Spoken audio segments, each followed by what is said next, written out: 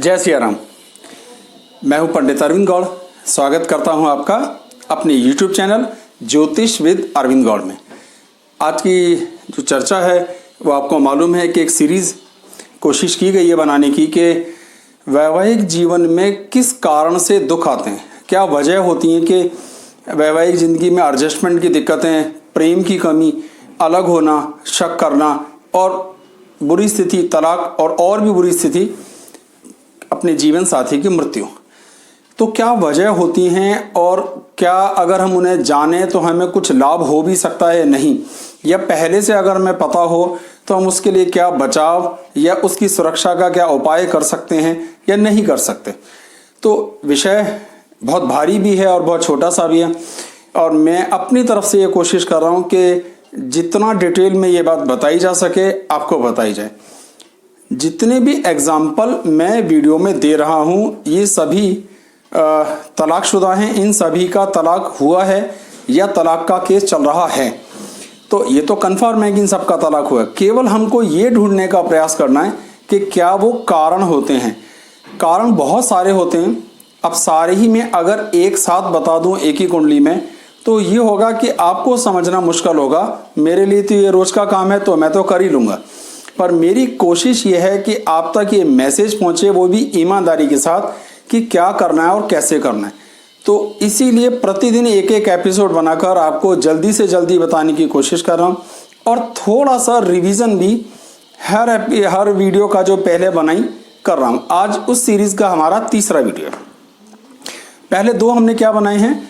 सबसे पहला जो 201 नंबर का वीडियो था उसमें ये बात थी कि सप्तमेश को नीच राशि में नहीं होना चाहिए।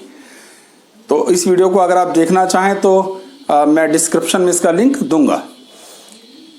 फिर 202 नंबर का जो वीडियो बनाया उसमें था कि सप्तम भाव के स्वामी यानी सप्तमेश को छठे, आठवें, 12वें भाव में नहीं होना चाहिए। और आज जो वीडियो है वो है छठे, 8वें, 12वें भाव के स्वामी को सप्तम भाव में नहीं होना चाहिए। एक सज्जन हैं सूरज जी, जिन्होंने YouTube पर ये सवाल पूछा। सवाल भी मैं आपको दिखा रहा हूँ कि छठे, 8वें भाव के स्वामी अगर सप्तम भाव में होंगे तो क्या उन पर अष्टमेश के होने का दोष लगेगा? जी हाँ, लगेगा। आप ही के प्रश्न के ऊपर पूरा एक एपिसोड बना दिया है जिससे आपका सवाल अच्छे से आपको क्लियर हो जाए, ये ठीक से क्लैरिफाई हो जाए। कुल 12 लग्न होती हैं, लेकिन 12 की 12 लग्नों में अष्टम भाव का स्वामी अष्टमेश का दोष नहीं लगाता। ये समझना भी बहुत जरूरी है। मकर लगन एकमात्र ऐसी लग्न है जिसका अष्टम भाव का जो स्वामी है वो सूर्य है, और सूर्य को अष्टमेश होने का दोष नहीं लगता।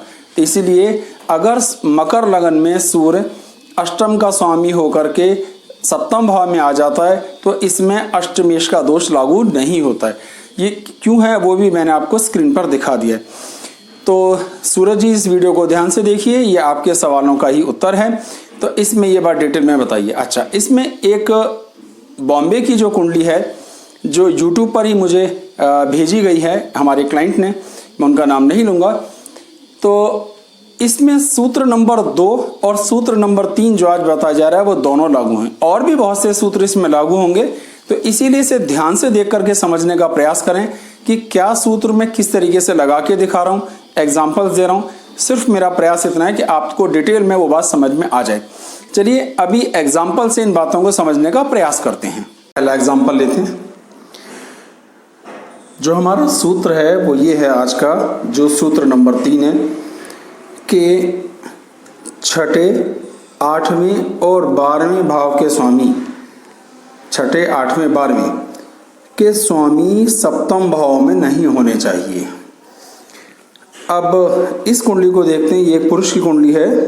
16 सितंबर 1989 रात को 11:30 दिल्ली का इनका बर्थ है। इनका बाकायदा तलाक हुआ है। अब हमें सिर्फ ये देखना है कि जो सूत्र आज हम ले रहे हैं वो इन पर लागू होता है या नहीं। अगर आप ध्यान से देखेंगे तो अष्टम भाव का स्वामी 10 नंबर, जिसकी राशि हुई मकर, उसका स्वामी हुआ शनि, वो ये रहा सप्तम भाव में। और यही हमारा सूत्र है कि अगर छठे, 8वें, 12वें भाव का स्वामी इस घर में होगा तो वैवाहिक जीवन में कड़वाहट, दुख, तकलीफ बढ़ेगी। ये अपने आप में अकेला कारण नहीं है तलाक होने का, और भी बहुत सारी वजह होती हैं, पर मैं एक एक करके आपको समझाने का प्रयास कर रहा हूँ। और एग्जाम्पल लेते हैं। ये एक और एग्जाम्पल है, और ये 7 तारीख की रात 8 तारीख का सवेरा अगस्त 1954। ये भी एक पुरुष हैं और रात को 2:10 फिरोजपुर का हुआ है। ठीक है। अब ये मिथुन लगन की कुंडली है, और यहाँ भी छठे घर का जो स्वामी है वृश्चिक राशि का स्वामी है मंगल 7वें घर में है। और भी कारण हैं, और उनको हम बाद में डिस्कस करेंगे। आज के सूत्र के हिसाब से इन पर वो पूरी तरह लागू होता है कि छठे घर का स्वामी 7वें घर में आके वैवाहिक जीवन के तनाव को बढ़ा देता है। इन्होंने शादी की, लेकिन कोई 2 वर्ष के बाद ही इनका तलाक हो गया। और अब आप देख रहे हैं 1954 का बर्थ है, तो अभी अच्छी खासी उम्र के बुजुर्ग आदमी हो गए, रिटायर्ड पर्सन हैं, दोबारा कभी शादी नहीं हुई। तो हमारा सूत्र यहाँ पूरी तरह लागू होता है। अच्छा, तीसरा एग्जांपल लेते हैं। ये एक फीमेल की कुंडली है। 8 अगस्त 1992 दोपहर को 2:43 पीलीबंगा, ये राजस्थान में एक जगह है।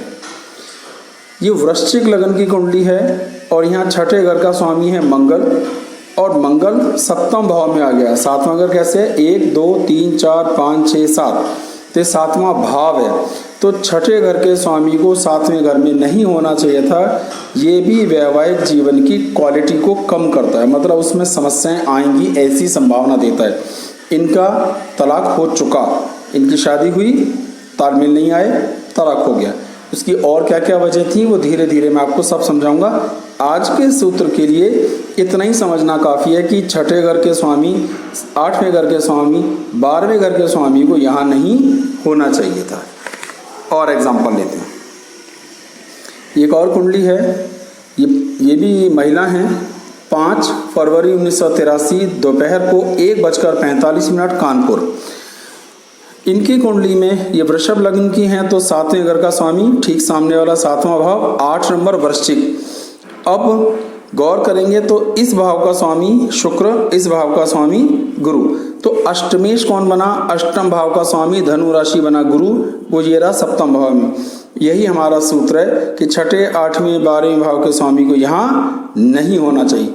इनकी कुंडली में ये स्थिति आ गई, इनका भी तलाक हो चुका है। अब ये बात करते हैं इस कुंडली की।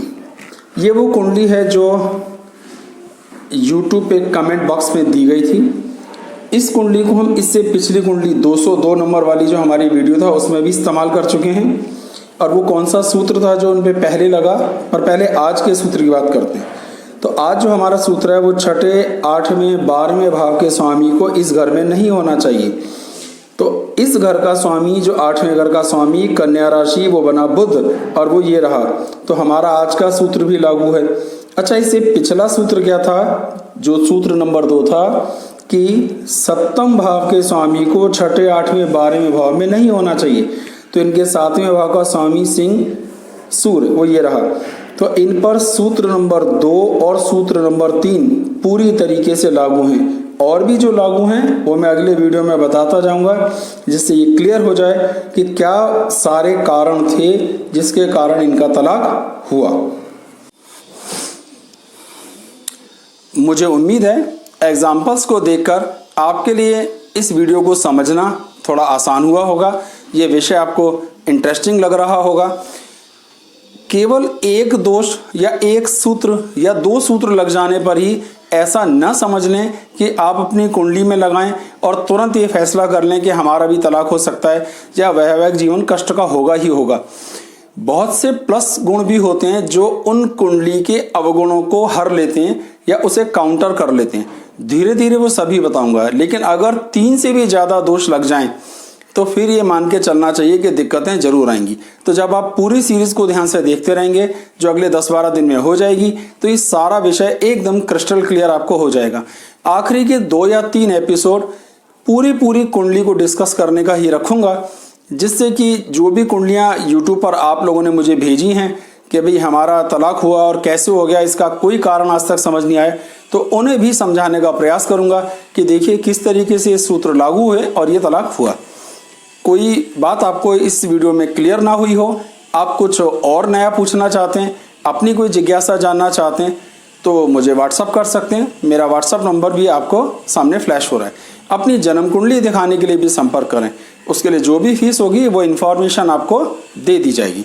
कैसे फीस देनी है वो मोड भी आपको समझा दिया जाएगा, उसमें कोई बड़ी मुश्किल बात नहीं है।